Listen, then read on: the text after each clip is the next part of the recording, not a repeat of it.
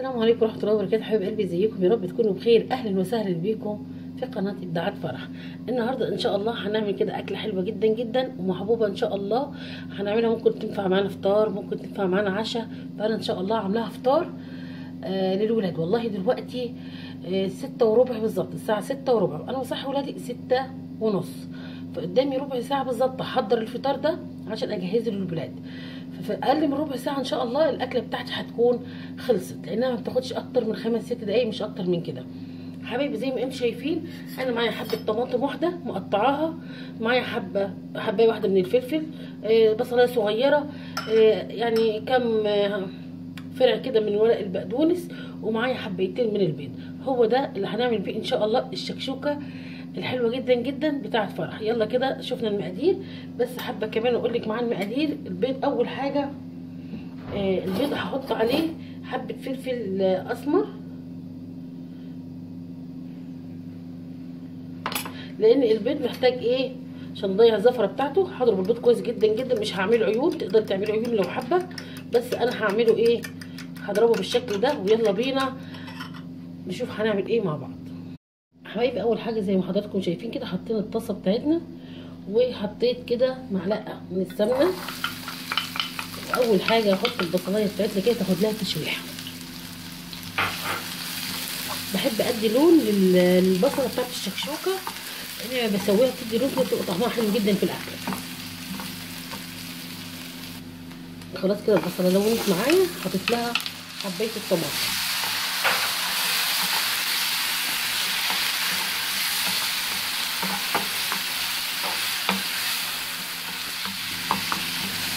هسيبها كده الطماطميه بتاعتي تستوي وتتسبك معايا. هنبدا دلوقتي نظبط الملح بتاعها. اي توابل انت بتحبها ممكن تضيفها في الوقت ده، بس انا ما بحبش احط غير ملح وفلفل.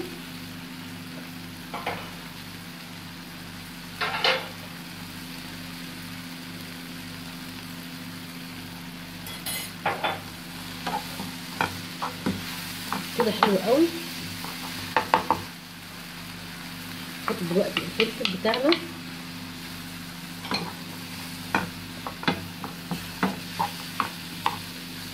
الوانها حلوه كده تفتح النفس.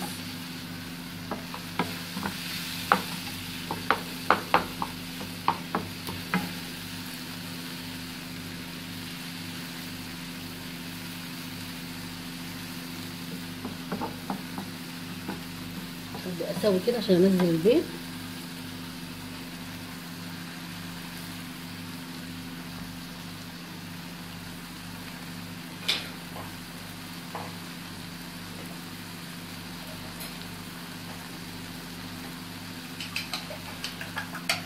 هنا معايا البيض، حط فيه الملح والفلفل، هبدا انزله كده.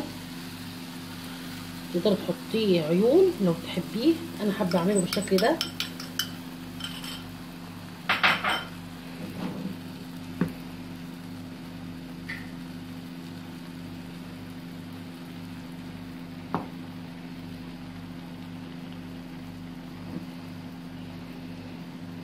موطيه النار عشان يستوي براحته كده، حلو قوي.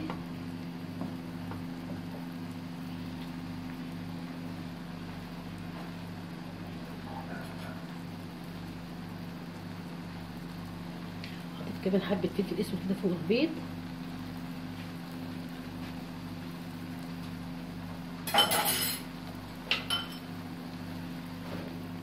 حابه تقلبيه كله في بعضه، حلو جدا.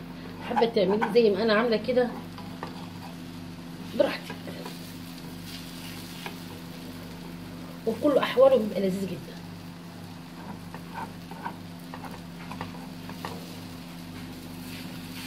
ابني جنبي قال لي اعمليه كده، فزي بعضه هضطر اقلبه. كان نفسه اعمل له قرص واحد. يلا زي بعضه عشان هو اللي هيفطر بيه.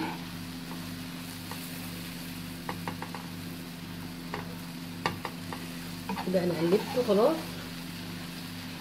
ريحته حلوه جدا، ريحته شهيه جدا ومغذي جدا على فكره، يعني فطار للولاد حلو جدا.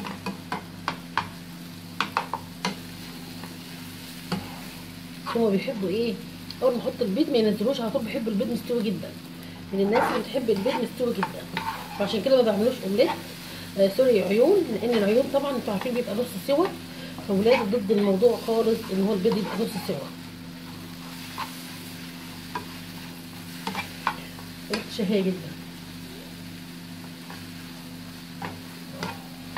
والله، ابني واقف جنبي مستنيني تصدقوا.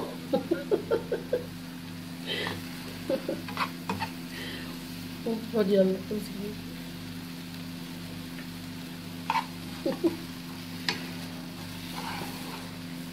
كده خلاص هقدمه وهديله رشه البقدونس، واوعى وشك احلى فطار تعمليه، تقدري تعملي عشاء والله، وكمان غدا مش هقول لا يعني. ما شاء الله وجبه حلوه جدا ومغذيه جدا جدا جدا. حبايبي خلاص احنا خلصنا، شكله حلو جدا وشاهي جدا كمان، من الاكلات اللي الراجل بيحبوها جدا، وانت كمان مدخله الخضار فيها.